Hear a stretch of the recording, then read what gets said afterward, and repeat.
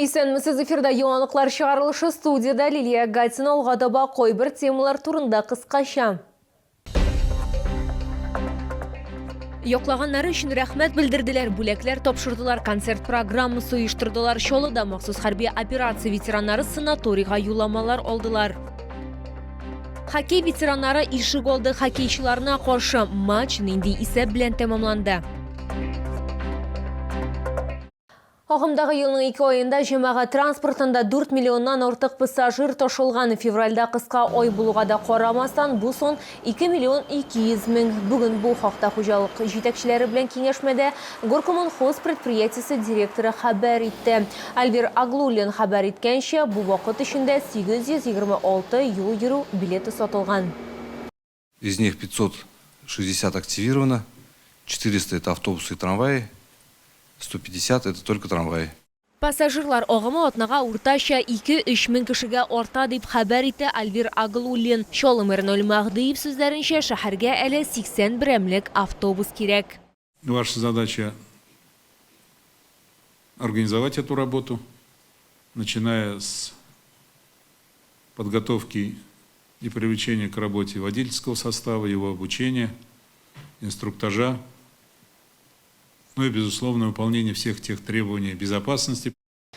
Әгәр сезне берәр проблема борчыса, яки шатлыклы хәбәр җиткерәсегез килсә, безнең WhatsApp хезмәтенә мөрәҗәгать итегез, фотосурәтләрегезне һәм видеоларыгызны 8939 311 31 31 телефоны буенча көтеп калабыз. Йоклаганнары үшін рәхмәт білдірділер, бүләкләр тапшырдылар, концерт программасы оештырдылар. Шолда махсус хәрби операция ветераннары санаторийга юлламалар алдылар. Чара Жемчужинада узды. Нәкъ менә шунда сугышчылар дәвалану һәм тернәкләндерүнең тулы комплексын алачак. Ватанны саклаучыларның кайберләре белән безнең төшерү төркеме дә аралашты. Чарага чакырылганнар исемлегендә хәрби хәрәкәтләр ветераны Бабай кушаматлы хәрби хезмәткәр дә бар иде. Ул ватанны саклаучылар династиясеннән, аның әтисе һәм абыйлары Бөек Ватан сугышында катнашкан. Ул үзе һәм аның улы махсус хәрби операциядә.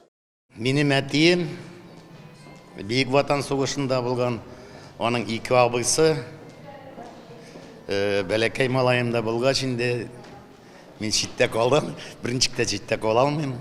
Махсус хәрби операция ветераннарына Жемчужинада шифахана курорт дәвалану юлламалары тапшырылды. Тантаналы шартларда аларны ватанны саклаучы 10 кеше алды.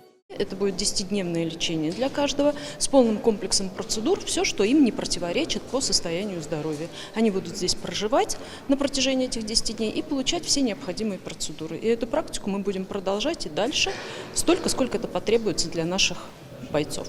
Понятно, что на войне есть военные ранения, есть и психологические травмы. Здесь будем заниматься их восстановлением. Военные откликнулись, им это нужно. Раз им это нужно, мы будем это делать. Аларга моның кирәклеген катнашучылар үзләре дә раслады. Алар санаторий курорт дәвалануы файдага булыр дип өметләнәләр. Реабилитация для военнослужащих, конечно, она важна и нужна, потому что многие парни, ребята приходят после СВО, все равно нервы у ребят, они пошатанные, кому-то нужна моральная поддержка, кому-то физическая поддержка нужна. Ранение я получил 26 апреля 2023 года в городе Бахмут. На точку, где мы находились, было 2 прилета от гранатомета. Первый просто контузия, а второй уже осколочное ранение, правую ногу получается. Моннан тыш шолда СВО ветераннарның социаль көнкүреш мәсьәләләре дә хәл ителә дип билгеләп үтте Илья Зуев. Мэр ярдәмчесе сүзләренчә, мөрәҗәгатьләр игътибарсыз калмый. Профит компаниясе башлыгы Марсен Мингалимов та хәрбиләргә финанс ярдәм күрсәтә.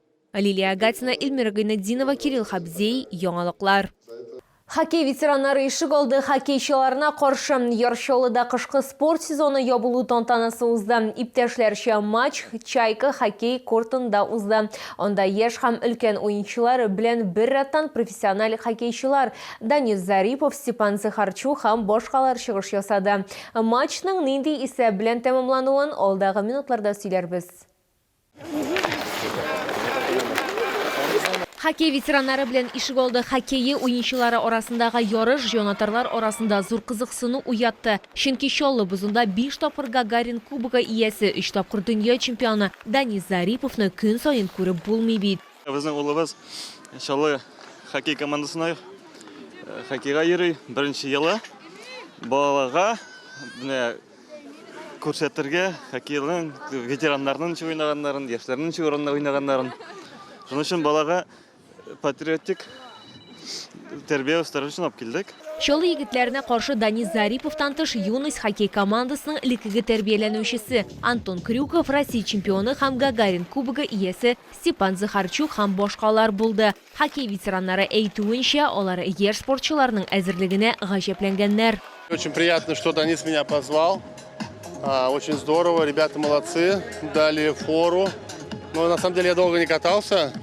Да, подустал, они молодцы, быстро бегали.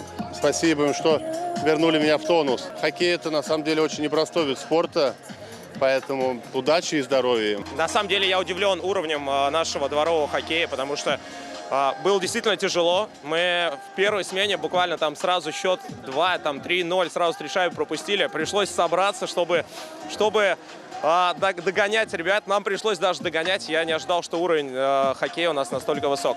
Яшь спортчылар өчен бу кызыклы уен гына түгел, танылган хоккейчылардан өйрәнергә мөмкинлек тә. Посмотрите сегодня, на каких скоростях начали игру. Это, если честно, я был немножко в шоке. Думал, сейчас как под десяток накидают.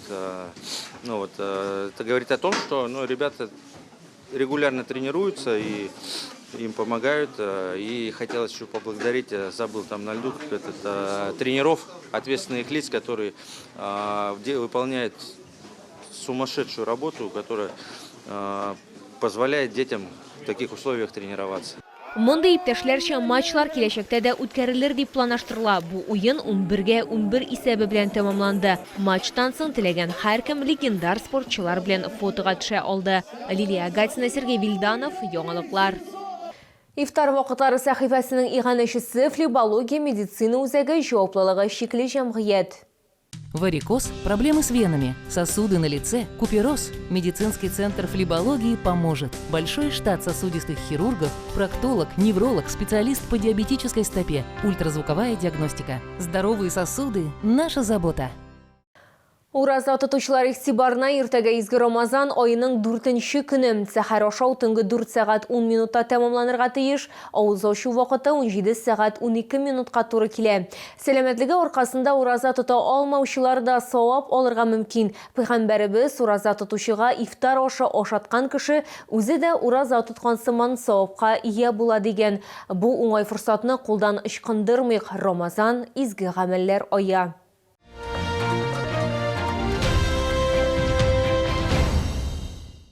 Йорчолда Белоруссия киеме сәүдә күргәзмәсе үз ишекләрен ачты. Хатын-кызлар һәм ир-атлар өчен модельләрнең яңа язгы коллекциясе барысын да сөендерәчәк. Табигый күннән аяк киемнәре Үзәкрәт сәүдә үзәге элеккеге балалар дөньясы бинасы адресы буенча урнашкан. Яңа язгы коллекцияның киң ассортименты һәм арзан бәяләр сатып алучыларны гаҗәпләндерәчәк. Табигый күннән эшләнгән сапоги, ботинкалар һәм ярым итекләр югары сыйфатлы булу аркасында сезне берничә сезон сөендерәчәк. По бокам с обеих сторон тут расположены 2 молнии для удобства при надевании и снятии в момент, если ноги оттекли в процессе ходьбы. Также посередине расположена шнуровка для подгонки под любой подъем ноги. Стелька имеет анатомические упоры по бокам для удержания стопы равновесия, чтобы ножки не болели. Белорус аяк киеменнән тыш бирдә төрек текстилендә сатып алырга мөмкин. Өйдәлгеләрне җылы плед, юрган һәм мендәрләр белән сөендергә була. Представляем вашему вниманию подушку с микрогелевым наполнителем, который быстро восстанавливает свой объем после сна и обладает высокой воздухопроницаемостью. Это позволяет коже дышать и предотвращает накопление влаги. Материал подушки 100% хлопок, который не накапливает запахи и легко стирается. Подушка имеет среднюю степень поддержки, что позволяет ей адаптироваться под форму головы и шеи, обеспечивая оптимальную поддержку и комфорт во время сна. Ассортимент очень большой. В общем, понравилось. Очень удобная и легкая обувь. Широкая и подъем такой высокий. Это очень удобно. Белоруссия аяк киеме күргәзмәсен Муса Җәлил проспекты 55Б Үзәкрәт сәүдә үзәге элеккеге балалар дөньясы адресы буенча табарга мөмкин.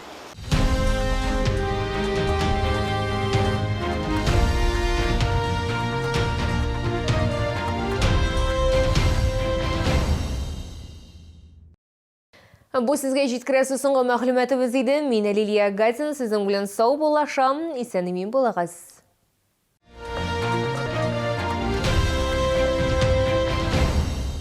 Подарок на 8 марта может быть вкусным. С любовью из Камчатки. Королевский лосось, красная икра, царская рыба. С 3 по 7 марта. Челны, ТЦ Грин, остановка Глобус. В ресторанчике «Хачапури» вкусно, уютно, как дома и по-грузински душевно. 8 марта в 17 часов футбольный клуб КамАЗ приглашает болельщиков на матч против команды «Чайка», Ростовская область. В Международный женский день всем девушкам вход бесплатный. Приходи на стадион, поддержи своих. Билеты на fckamaz.ru.